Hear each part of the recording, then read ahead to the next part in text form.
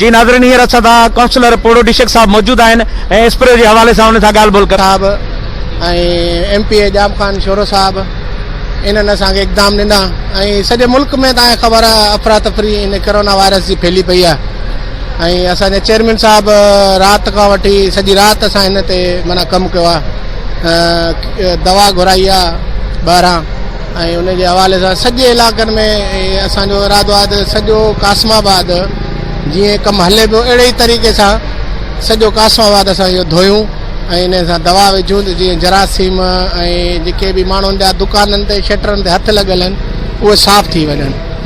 जी sir. अच्छा, ये जेको माण्हुनि खे वीचारनि खे ज़कात जे लाइ हींअर परेशान आहिनि राशन जे लाइ जेको मज़दूर तबको वेठो आहे इन हवाले सां को चेयरमैन साहब हींअर को इक़दामात वरिता आहिनि? जी हा सर, उहो असां इक़दाम वरिता आहिनि, उहो लिस्टूं ठाहे असां जेको सो चेयरमैन साहब खे ॾींदो आहिनि, चेयरमैन साहब DC साहब खे ॾींदो, DC साहब वरी मथे CM साहब ॾे मोकिलींदो। जीअं बि मथां असां ॾे आयो त ग़रीबनि जो जंहिंजो हक़ आहे ऐं जेको मज़दूर आहे, ठेले वारो आहे, गॾा गाॾी वारो आहे, रक्शे वारो आहे, रोज़ कमाइण ॾियाड़ी वारो आहे, उन्हनि जे लाइ ईंदो ऐं उन्हनि खे बाक़ाइदे घर घर वेही उन्हनि खे असां पुॼाईंदासीं। जी नाज़रीन, काउंसलर साहब चयो त जेके रोज़ कमाइण रोज़ खाइण वारनि जो बि इंशाल्लाह कुछ ॾींहंनि में इंतज़ाम कया वेंदा। म्यूनिसिपल कॉर्पोरेशन कासमाबाद तरफ़ां जंहिंमें जाम खान शोरो साहब ऐं काशिफ खान शोरो साहब तमामु बहितरीन पंहिंजो कदम खणी रहिया आहिनि। हींअर बि काउंसलर असां सां मौजूद आहे इरशाद कोराई साहब, असां उन सां बि इन हवाले ते ॻाल्हाईंदासीं जेको कासमाबाद में स्प्रे थी रहियो आहे। अस्सलाम वालेकुम। वालेकुम अस्सलाम। सर, स्प्रे जे हवाले सां जेको सो तव्हां ॾिसी रहिया आहियो त ही काशिफ साहब ऐं जाम साहब जो तरफ़ां जेको सो अजमाउन हली रही आहे, उन्हनि जे हवाले सां जेको माण्हुनि जे जरासीमनि खे किथे लॻल आहिनि, के किथे लॻनि या ख़बर त न आहे कंहिं माण्हू खे जरासीम लॻल आहे कोन्हे लॻल, पर अलाह जो शुक्र आहे त इंशाल्लाह अलाह पंहिंजी कोशिशि फुल लॻी पई आहे। असां इंशाल्लाह जे पूरे कासमाबाद में मुहिम हलाईंदासीं ऐं पाण उन्हनि पंहिंजो शहर खे ॾींहं में 2 चकर धोअनि पिया। त ही अमल असांजो जाम खान शोरो साहब सां गॾु मिली करे उन्हनि जी टीम पोड़ो डीशक साहब थी वियो, इरशाद कोराई साहब थी वियो, असांजे कासमाबाद अवाम जे लाइ तमामु बहितरीन जोगी अमल कयो वियो आहे। ईअं डे बाय डे डेली थींदो वञे त ताकि वायरस ख़तम थिए, इन वायरस मां जान छुटे। अच्छा सर, ये जेके माण्हू हिते मज़दूर तक दाऊं पिया कनि त असांखे को राशन वग़ैरह इन जे हवाले सां तव्हां छा चओ था, कुझु अञा छो न थियो आहे? सर, इन जे हवाले सां कमु जारी लॻो पियो आहे। असांजे वार्डनि जे काउंसलरनि वटि NIC कार्ड्स आहिनि जेका जंहिं वार्ड जा आहिनि, उन्हनि जे लिस्ट अची चुकी आहे। इंशाल्लाह ताला ईंदड़ 1-2 ॾींहंनि में सभिनि खे राशन बि पुॼायो वेंदो ऐं तक़सीम थींदो वेंदो। असांजी हुकूमत जे तरफ़ खां साईं मुराद अली। जी नाज़रीन, हींअर असां कासमाबाद में मौजूद आहियूं जिथे मज़दूर तबको बि जाम वेठो आहे, जेके बेरोज़गारी सबबि ॾाढा परेशान आहिनि, खेसि उन्हनि सां बि ॻाल्हि ॿोल कंदासीं।